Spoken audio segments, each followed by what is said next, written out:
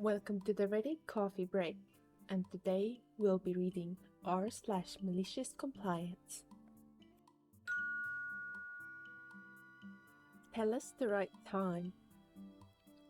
For many years, my family would take trips with other family members.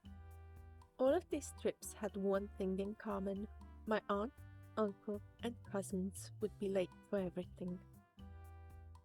This used to really irritate my parents, who are pretty punctual and have a lot more kids to organize, 4 of us compared to my 2 cousins. By mutual agreement, any other family involved in these outings decided to go along with my parents to give aunt and uncle the wrong time. For example, if an event started at 11 a.m., they'd be told 10 a.m. This was pretty effective until aunt and uncle started realizing they were being given the wrong time. I believe other family members explained why that was and that they were fed up with always waiting on them or being late.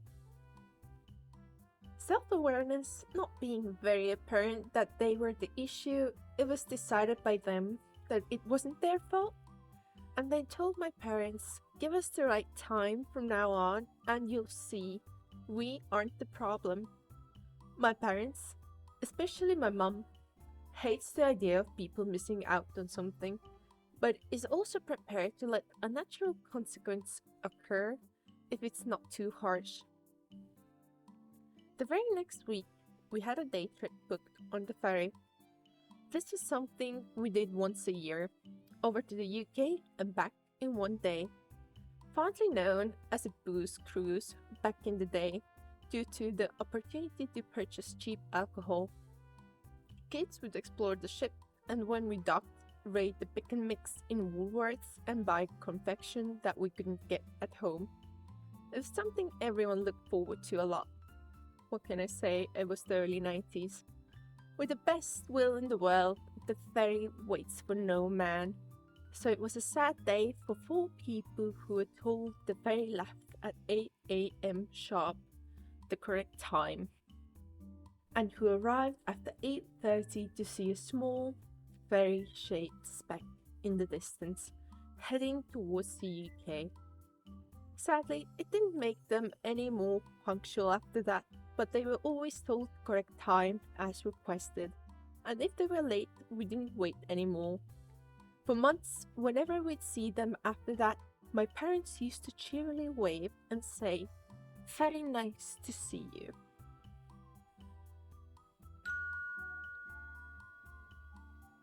Take notes of everything you say in a meeting, okay? But it will get you fired. So this happened a few years ago, and I will be vague since I'm still not sure if the dust has fully settled from this fiasco yet. At my former company, I was the secretary for a small improvement team that would meet monthly to discuss issues within the company and brainstorm ways to fix them. Something you need to know about me is that I was given this role because people know I am meticulous at keeping records due to HR related issues I had at a previous place of employment. I don't think my boss realized that this careful record keeping applied to her as well, especially when she appointed me to be secretary of this little committee, but I digress. I was a model employee, read award-winning, and went above and beyond what was asked, as were many others in my department. But we were still having customer complaints and dealt with regular safety issues due to company at large, and through no fault of our own. When we brought these concerns to our boss's attention, emails were left unread, and during in-person exchanges, we were called whiny, needy, and were told that we needed to just deal with it. Whatever the issue, from items being stolen by customers to people being unhappy with the procedures the boss had set down for us to follow, It was always made to somehow be our fault. When we sought support from other departments, we were met with cold indifference, since the boss was great to them, and we must be exaggerating the things she said to us. Well, during an improvement meeting at the end of the fiscal year, it all came to a head. Myself and a couple of my team members dug our heels in and were insistent about the unresolved issues the boss refused to acknowledge, and she finally went off on us. She told us everyone was incompetent, didn't deserve our jobs, and that maybe customers would like us more if we were more likable. When people pressed her on safety issues, she continued to reiterate that we would just have to deal with it, and that if someone was going to die, they already would have, right? I, as the secretary, did my duty and took notes of all that happened over the course of that meeting. I usually did bullet points, but that night I was feeling a little more thorough. So I wrote down words, every word that was said, every hateful comment, denial of accountability, and idle threat was recorded in black and white. Now, a second part of my job was to distribute the notes from the improvement meeting to the rest of the company. So come the next morning, I ran about 100 copies of the transcript of the meeting and hand-delivered them to every single department in the building. And things blew up. People from other departments who had attended the meeting were able to verify that everything I had typed up had really been said, and folks were mad, threatening to quit, refusing to do their normal duties, browsing Indeed during work, and so on.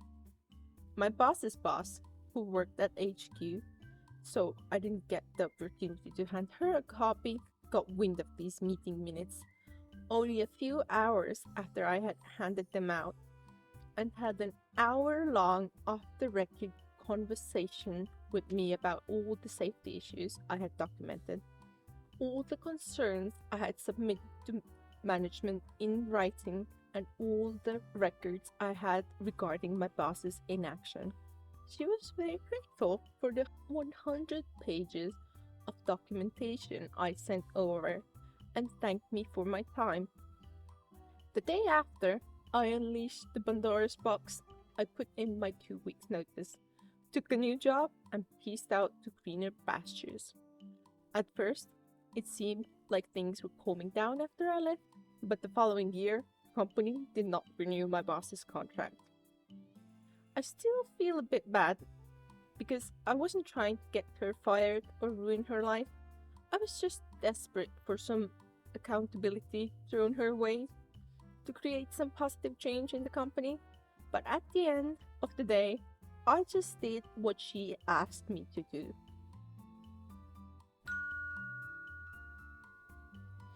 The new fence. Recalling this story made my heart smile. A few years ago, I was building a new fence for a friend of mine. I had to remove those sections that were falling apart first, of course. And when I got to the intersection of his back fence, his side fence, and the next door neighbor's back fence, I carefully separated the neighbor's fence from his and proceeded to carry on removing the side sections that went between their two properties. My friend had told me that the side section was 100% on his property, and that the previous owner, from 30 plus years ago, had deliberately given the next door neighbor's property an extra foot or so to ensure that he was building on his own property, without calling for and paying for a survey. The neighbor, Susan, whom I will refer to as Karen for the remainder of this story, came running outside screaming at me that I couldn't remove the side fence, and it was their property, and just what do I think I'm doing? I responded back very calmly that my friend had told them well in advance that he was going to replace the fence and that he was just going to build it in the same place as the old one, and asked if they were willing to split the costs, to which they declined. No biggie. Karen started screaming at me again, telling me I had no right to do that, and that my friend didn't give them the proper notice, and that she didn't realize that there wouldn't be anything between their two properties to contain their dog. By now, I'm about ready to lose my shit. So I knocked on my friend's back door to let him know what was going on, and that he needed to talk to Karen, and that I was leaving because I didn't want to say anything I would regret or cause problems with the neighbors for my friend. The entire project got put on hold, pending a property survey that was going to cost $650, and that they demanded my friend pay half of, despite him telling them the defense was definitely on his property, and nothing was going to change with the new fence, and that he was fine with them continuing to have a foot or so of his property, so that he didn't have to rock the boat. Fast forward to the following Monday when the surveyor comes out. Turns out the old side fence was not a little on my friend's property, but almost 10 feet onto his property. And the neighbors had built up raised flower beds and done a nice brick retaining wall right up along the fence line that they had spent a lot of money just in materials for, never mind the time they put in constructing it. Needless to say, my friend came away with the biggest shit-eating grin. For a mere price of $325, he was entitled to expand his yard of more than 30 years by about 800 square feet. And Karen and her husband, who happened to be a polar opposite of his wife in personality and was super nice, spent the next week moving their garden, retaining wall, and all the dirt that was on my friend's property so I could build the fence on his side of the actual property line. They then hired the cheapest contractors they could find to slap up a fence on their side of the property line. They spent almost as much as my friend did on their new fence. I gave my friend the friends and family discount. 3 years later, the last 20 feet or so of their fence is on the ground already because it was such a shitty job that it fell over in a moderate windstorm this past spring. My friend's fence is still standing, rock solid, and his dogs are definitely making good use of the extra 800 square feet. Thank you for spending your coffee break with me, and I'll see you on the next one.